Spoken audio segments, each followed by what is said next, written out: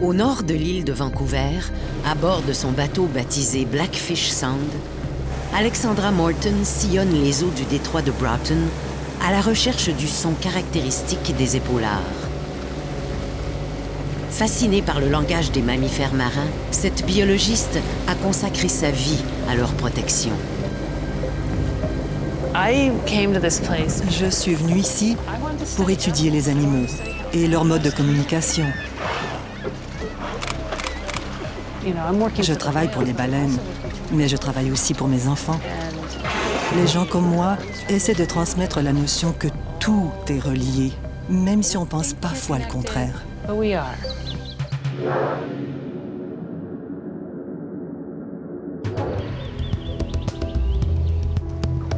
Alexandra Morton a grandi dans le Connecticut, aux États-Unis. Dès son jeune âge, elle s'intéresse aux modes de communication qu'utilisent les animaux. Plus elle en apprend sur les mammifères marins, plus sa soif de connaissances grandit. Son aventure scientifique débute en Californie.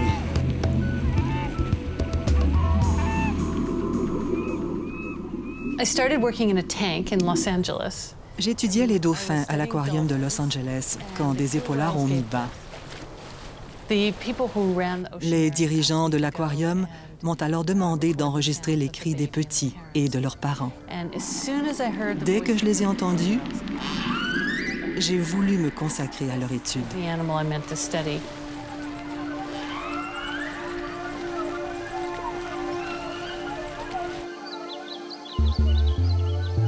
Après quelques années à étudier le comportement des épaulards en captivité, Alexandra se demande si le fait d'être enfermée n'influerait pas sur leur capacité de communication. Elle décide de partir à la recherche de la famille de ces épaulards capturés lorsqu'ils étaient très jeunes.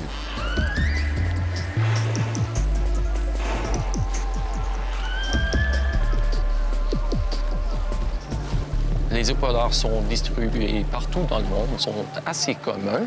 Nous connaissons 4 populations ici dans la province. Les résidents du sud qui mangent du saumon, et on les voit entre Victoria, Vancouver et Seattle au sud. On a les résidents du nord aussi qui mangent du saumon. On a les migrants qui mangent que des mammifères marins. Et nous avons les auturiers, c'est une 4e population qui sont plus mystérieux. Nous les voyons très peu ici dans les eaux près des côtes. Hi, Courtney. Peter Ross est chercheur à l'Institut des sciences de la mer de Vancouver.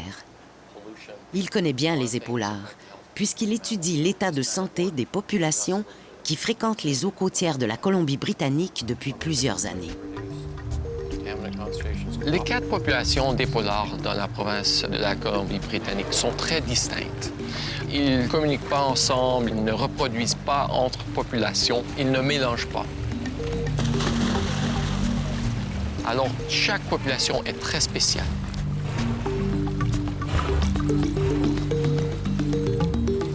Au fil de ses recherches, Alexandra découvre que les épaulards de l'aquarium de Los Angeles proviennent d'une population qui réside au nord de l'île de Vancouver.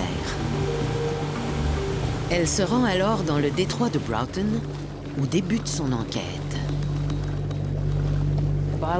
J'ai acheté un canot gonflable et demandé à 2 amis de m'accompagner. On s'est rendu à Allard Bay, au Canada. On a gonflé le canot, mis le matériel dedans, et soudainement, on a vu les épaulards.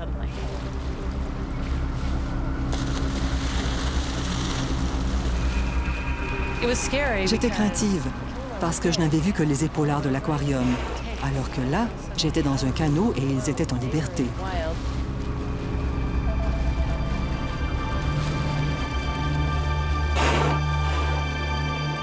Chaque famille d'épaulards possède un langage particulier qui la différencie des autres.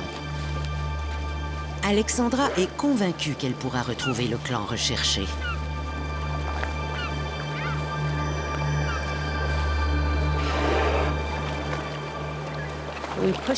On s'est rapproché lentement et nous avons plongé les hydrophones dans l'eau. C'était exactement la famille que je souhaitais trouver.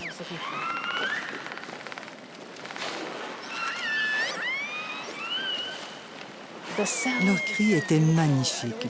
Jusque-là, je les avais toujours entendus dans un aquarium où il y avait aussi le bruit des pompes et des tuyaux, alors que là, j'entendais ces sons résonner sur des kilomètres dans l'océan. Je n'ai eu qu'à humer l'air de cet endroit pour savoir que je voulais y vivre. Après quelques années, Alexandra Morton s'installe avec sa famille dans une petite communauté retirée, Echo Bay, située sur l'île de Guilford, dans l'archipel de Broughton. Alexandra poursuit ses recherches sur la communication entre les épaulards. Été comme hiver, elle enregistre les sons, fascinée par l'étendue des vocalises qu'elle s'efforce de décoder. Ils ont un langage extraordinaire. Quand ils commencent une conversation, ils font... Ensuite, ils font... Et s'ils fouillent un peu partout et qu'ils se sentent bien, ils font...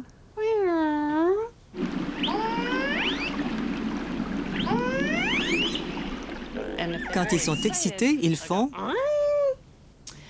Et quand ils terminent la conversation, ils se lancent des... Ces sons étaient faciles à identifier.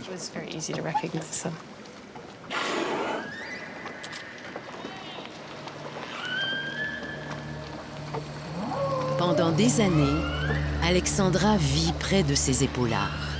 Elle les observe et les photographie pour mieux les différencier. Puis un jour, une mauvaise surprise l'attend. Les épaulards sont introuvables.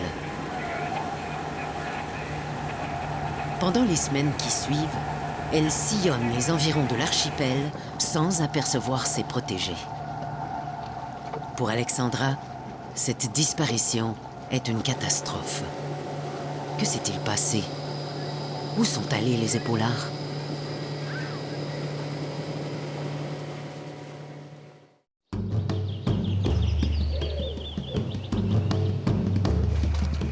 Alexandra Morton cherche à découvrir les causes de l'exode de sa famille d'épaulards. Du jour au lendemain, le clan a quitté les endroits qu'il fréquentait depuis plusieurs années. Ce phénomène inexpliqué la laisse très perplexe.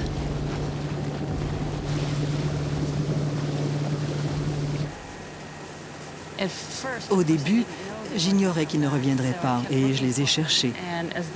Après quelques années, j'ai compris que je ne pourrais pas poursuivre mes recherches s'il n'y avait plus de baleines. Je devrais partir. Mais mon fils allait à l'école, j'avais une belle petite maison et je n'avais pas envie de partir. J'ai alors pensé qu'à titre de biologiste, c'était ma responsabilité de trouver une solution à ce problème. Je ne pouvais pas partir.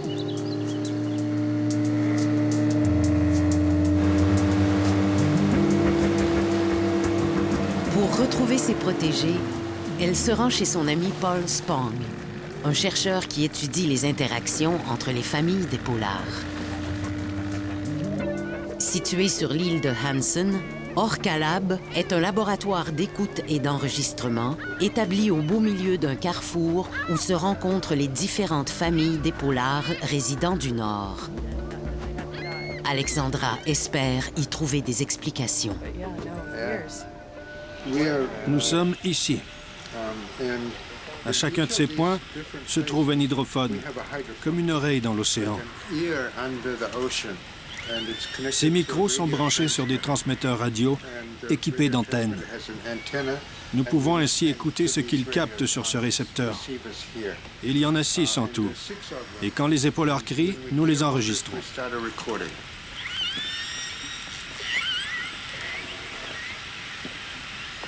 Nous pouvons ainsi les suivre à la trace et les entendre se déplacer d'un point à l'autre.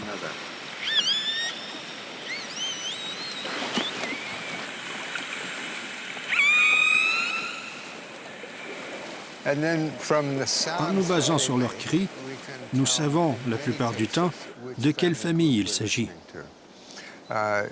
Les familles d'épaulards sont divisées en clans acoustiques. Et chaque clan a un dialecte qui lui est propre.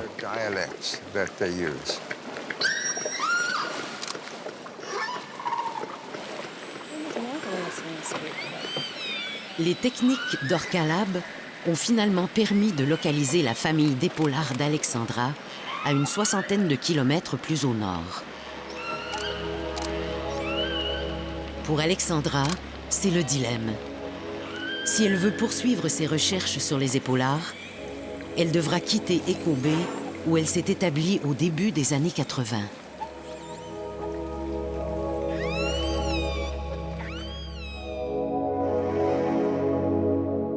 Alexandra et son mari, Robin Morton, un cinéaste animalier, passent leur journée sur l'eau à suivre les épaulards dans leurs déplacements.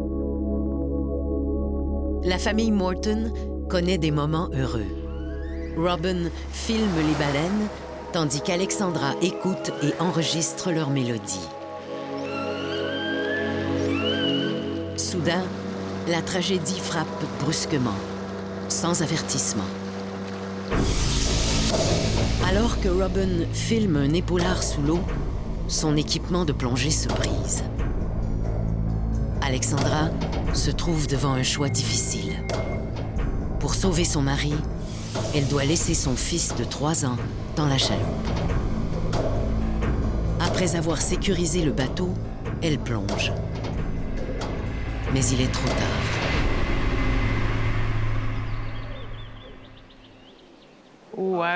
J'en ai longtemps voulu à cet épaulard. On entend souvent parler de dauphins qui ramènent les nageurs vers le rivage. C'était irrationnel de ma part. Je suppose que l'épaulard a cru qu'il courait un danger et qu'il a réagi. Mon mari me manque beaucoup. Je n'ai jamais rencontré d'homme aussi exceptionnel.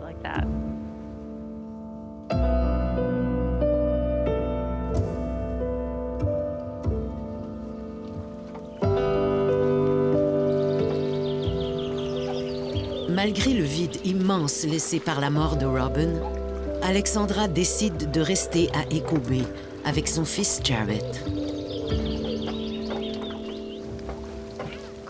Elle est plus déterminée que jamais à trouver les raisons qui ont fait fuir les épaulards des environs de l'archipel. Pour elle, ce déplacement constitue une sonnette d'alarme. Il doit se passer quelque chose dans les eaux du détroit qui affecte l'écologie marine et l'environnement des épaulards.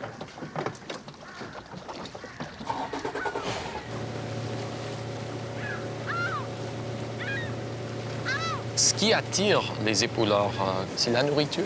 Ils cherchent à bouffer, ils cherchent à manger.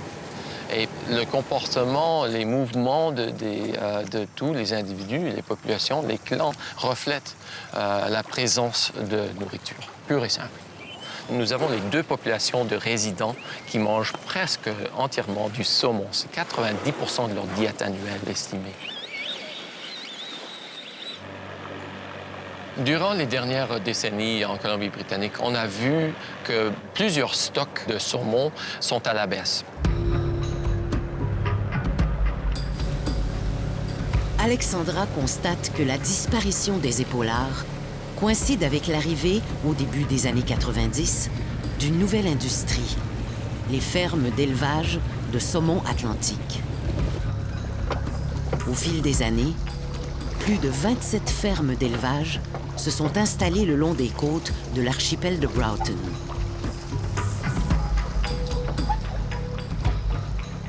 Nous sommes au cœur de l'archipel de Broughton, au centre d'une roue, là où tous les canaux convergent. Et juste là, il y a un énorme centre piscicole norvégien. Ils ne sont pas clairs quant au nombre de poissons élevés dans ces parcs, mais on croit qu'il y en a entre 600 000 et 1 million. Bien que les impacts de cette industrie soient encore mal connus, Alexandra soupçonne qu'il y a peut-être un lien entre la disparition des épaulards de l'archipel et l'arrivée de cette industrie. Mais comment le prouver?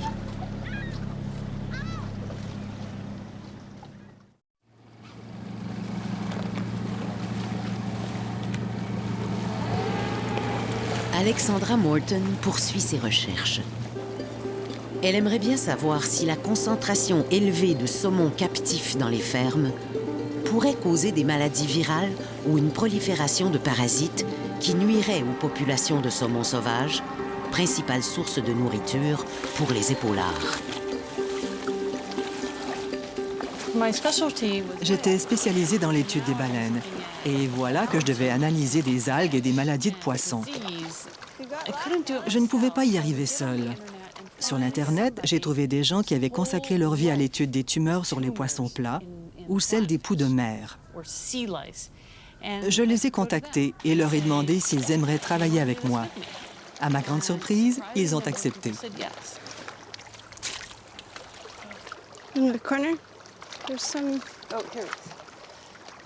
Biologistes, techniciens et étudiants viennent travailler sur des études concernant les impacts des fermes marines sur l'environnement.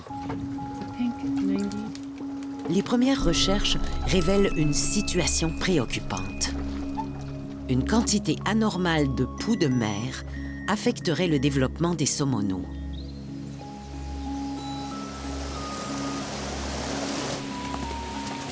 Scott Rogers est une biologiste spécialisée en écosystèmes marins et en sciences de l'environnement. Elle s'est impliquée dans les recherches sur le poux de mer.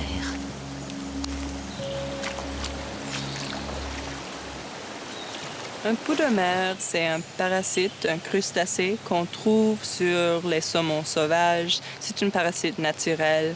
Et quand les adultes retournent dans l'eau douce, ils les perdent. Mais quand tu introduis une ferme qui reste là avec 1 million, 2 millions de saumons atlantiques, tu crées un bassin pour les poux de mer.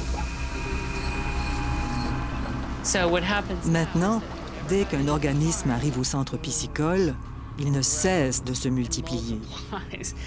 Et au printemps, quand les saumonaux arrivent par les rivières, ils sont la proie de milliards de poux de mer. Et rien ne les protège contre ça.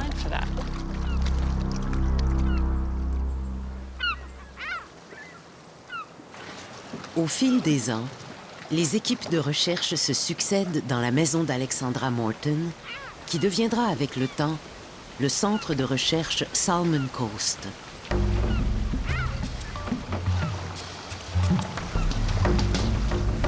La mise en place du centre de recherche et le soutien des collaborateurs permettent à Alexandra de renouer avec ses études sur les cétacés. Depuis quelques années, les dauphins à flanc blanc du Pacifique envahissent les eaux de l'archipel de Broughton et leur nombre ne cesse de croître. Alexandra se demande si cette présence accrue n'aurait pas contribué au départ des épaulards.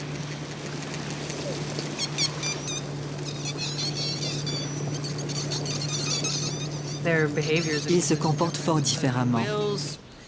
Les épaulards poursuivent leur route, mais les dauphins, eux, aiment les humains. Ils suivent les bateaux de près. Ils sont très actifs et vont et viennent sous les bateaux. Les autres animaux, comme les baleines et les phoques, n'aiment pas les dauphins car ils les harcèlent. Je les appelle les voyous dissipés.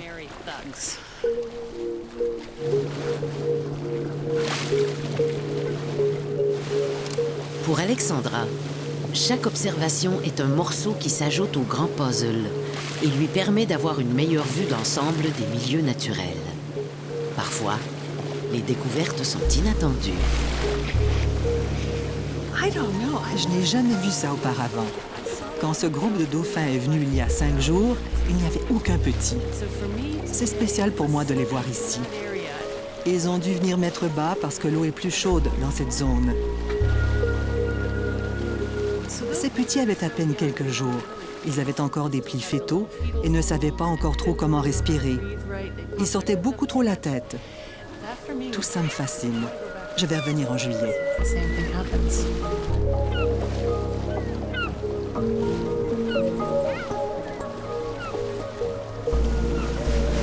Pour Alexandra Morton, la présence de nouveau-nés dans ce secteur est sans contredit un indice de la qualité de l'environnement de l'archipel de Broughton, où la production biologique est très riche.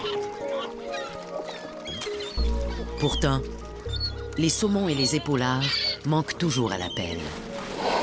Que se passe-t-il exactement avec ces deux espèces?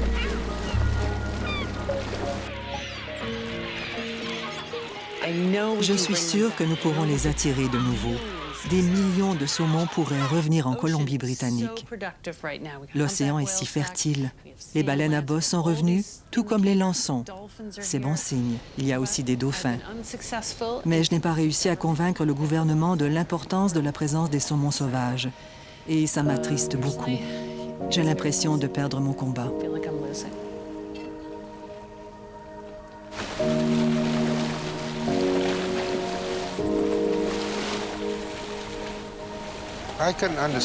Je comprends que ces changements incessants soient difficiles à accepter pour elle. Au début, elle menait ce combat toute seule. Maintenant, des millions de gens, non seulement au Canada, mais dans le reste du monde, partagent ces préoccupations. C'est un immense progrès. Mais malheureusement, ce n'est pas une victoire.